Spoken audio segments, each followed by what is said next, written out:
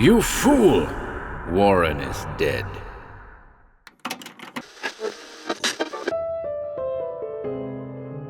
Welcome once again to HorrorBabble.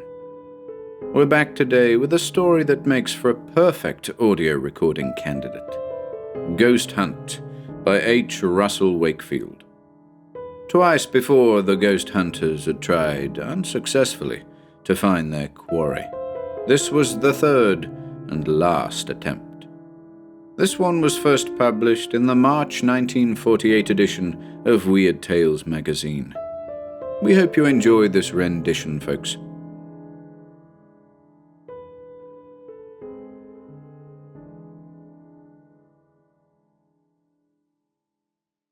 Ghost Hunt by H. Russell Wakefield.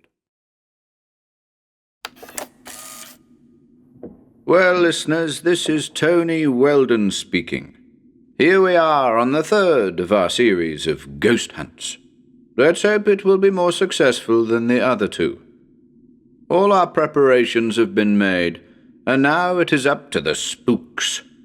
My colleague tonight is Professor Mignon of Paris. He is the most celebrated investigator of psychic phenomena in the world, and I am very proud to be his collaborator. We are in a medium-sized, three-story Georgian house not far from London. We have chosen it for this reason. It has a truly terrible history. Since it was built, there are records of no less than 30 suicides in or from it, and there may well have been more. There have been 8 since 1893. Its builder and first occupant was a prosperous city merchant, and a very bad hat, it appears. A glutton, wine-bibber, and other undesirable things, including a very bad husband.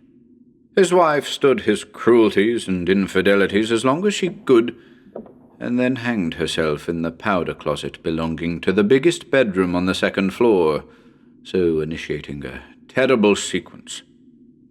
I used the expression suicides in and from it because while some have shot themselves and some hanged themselves, no less than 9 have done a very strange thing.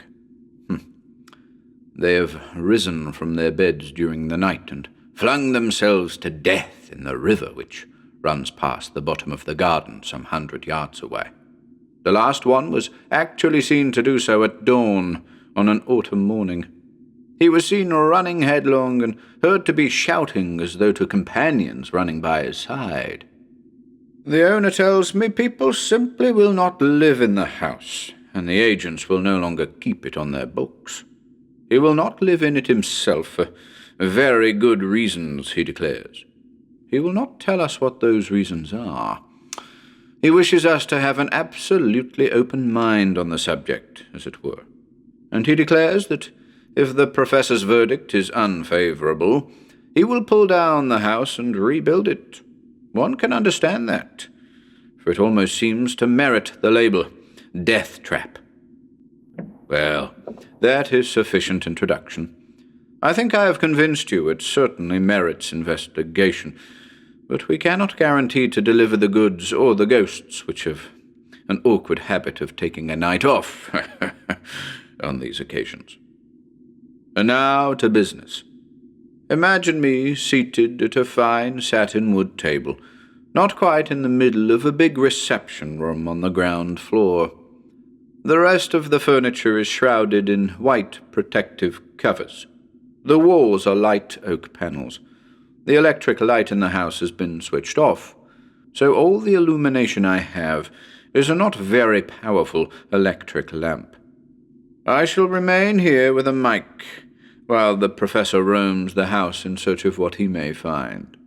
He will not have a mic, as it distracts him, and he has a habit, so he says, of talking to himself while conducting these investigations. He will return to me as soon as he has anything to report. Is that all clear?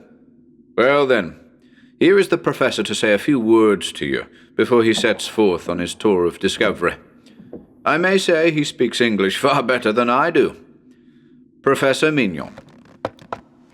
Ladies and gentlemen, this is Professor Mignon.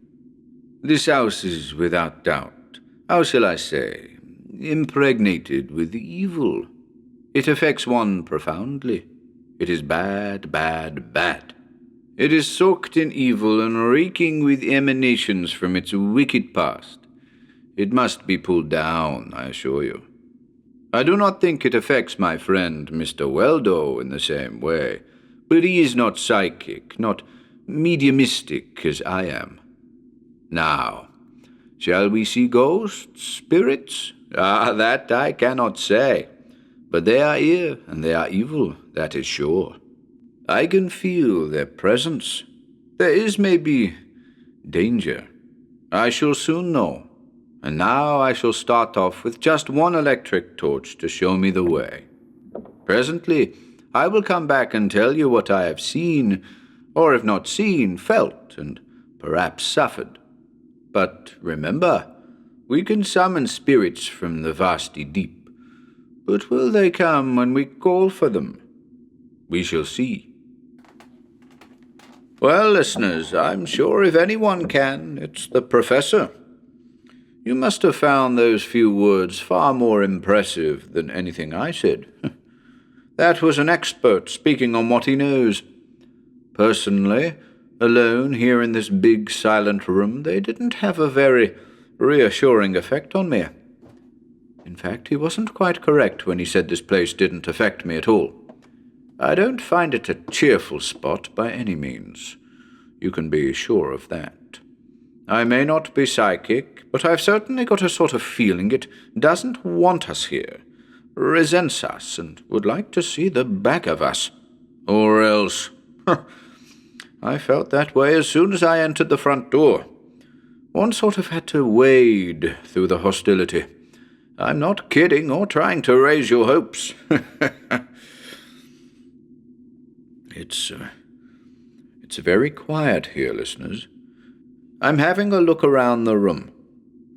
This lamp casts some queer shadows. There is an odd one near the wall by the door, but I realize now it must be a reflection from a big Adams bookcase.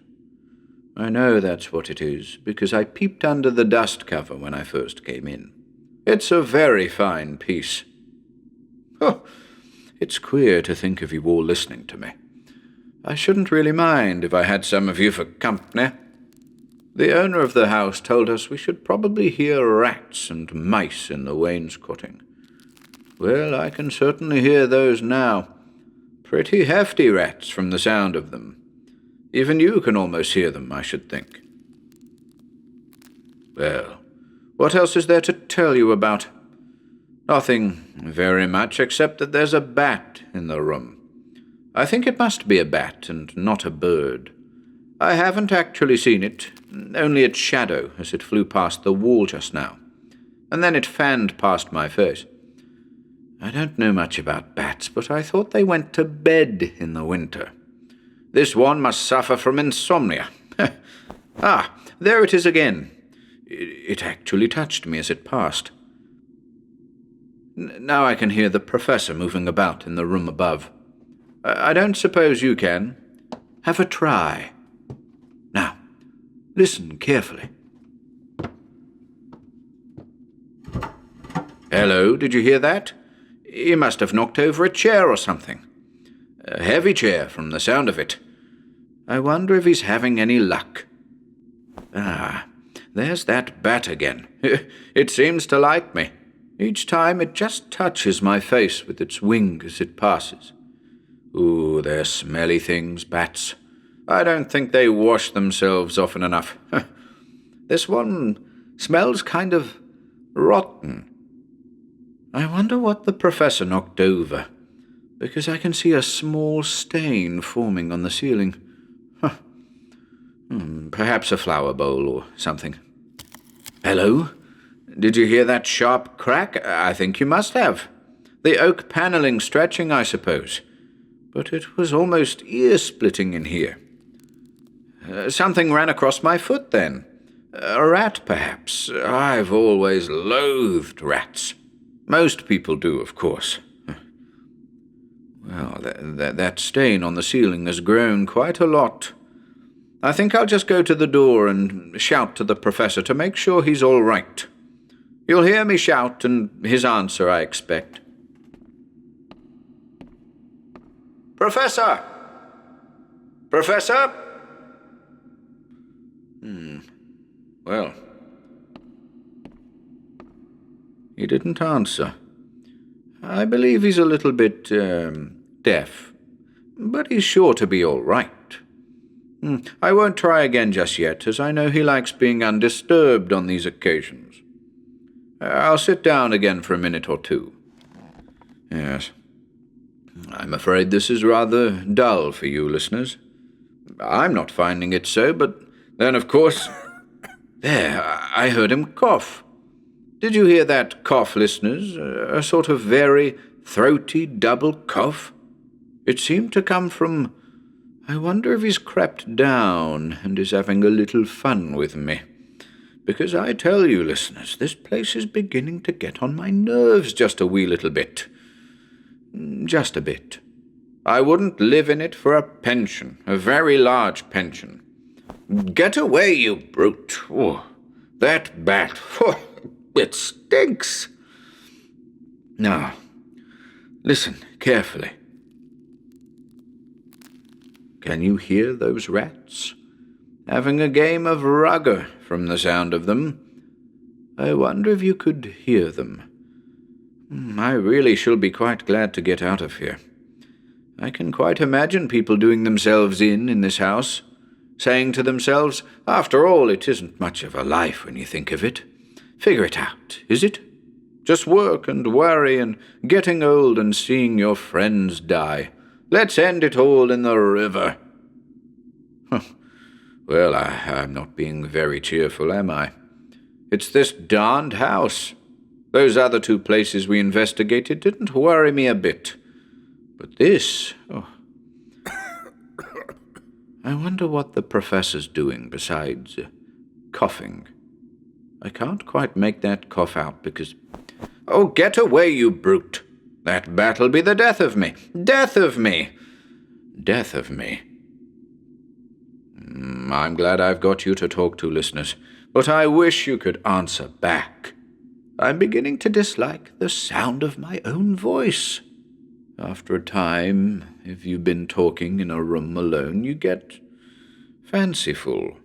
Have you ever noticed that? You sort of think you can hear someone talking back. There! No, of course you couldn't have heard it because it wasn't there, of course.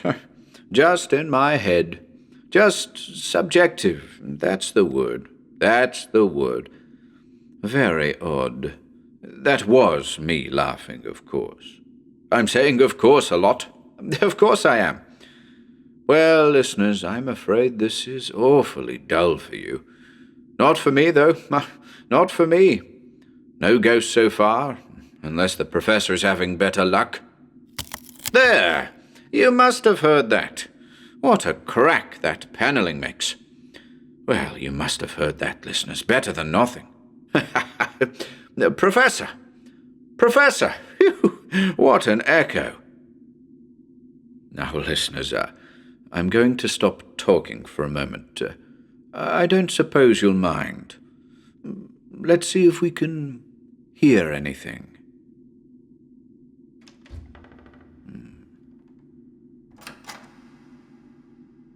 Did you hear it? I'm not exactly sure what it was. Not sure. I wonder if you heard it. Not exactly, but the house shook a little and the windows rattled. I don't think we'll do that again. I'll go on talking. I wonder how long one could endure the atmosphere of this place. It certainly is inclined to get one down. Gosh, that stain has grown. The one on the ceiling. It's actually starting to drip. I mean, form bubbles. They'll start dropping soon. Colored bubbles, apparently. Oh, I wonder if the professor is okay. I mean, he might have shut himself in a powder closet or something, and the powder closets in this house aren't particularly... Well, You never know, do you? Now, I should have said that shadow had moved. No, I suppose I put the lamp down in a slightly different position. Shadows do make odd patterns. You must have noticed that. This one might be a body lying on its face with its arms stretched out. Cheerful, aren't I? An aunt of mine gassed herself, as a matter of fact. Well, I don't know why I told you that. Not quite in the script. Professor? Professor! Where is that darned old fuzzy whiskers? I shall certainly advise the owner to have this place pulled down. Emphatically. Then where'll you go? I must go upstairs in a minute or two and see what's happened to the professor. Well, I was telling you about Auntie. Do you know, listeners, I really believe I'd go completely crackers if I stayed here much longer. More or less, anyway, and quite soon, absolutely stark, staring. It wears you down. That's exactly it. It wears you down. I can quite understand. Well, I don't say all that again. I'm afraid this is all awfully dull for you, listeners. I should switch off if I were you. I should. What's on the other program? I mean it, switch off. There, what did I tell you? That stain started to drip drops, drip drops, drip drops, drip drops. I'll go and catch one on my hand. Good God. Professor? Professor? Professor! Now then, up them stairs. Yes.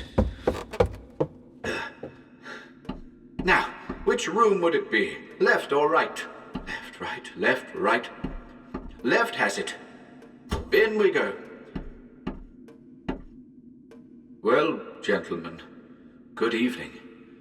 What have you done with the professor? I know he's dead. See his blood on my hand? What have you done with him? Make way, please, gentlemen. What have you done with him? Do you want me to sing it? Tra-la-la? Switch off, you fools. Well, if this isn't too darned funny. Hear me laughing, listeners? Switch off, you fools. That can't be him lying there. He hadn't a red beard. Don't crowd round me, gentlemen. Don't crowd me, I tell you. What do you want me to do? You want me to go to the river, don't you? Now? Will you come with me? Come on then. Come on then, to the river. To the river.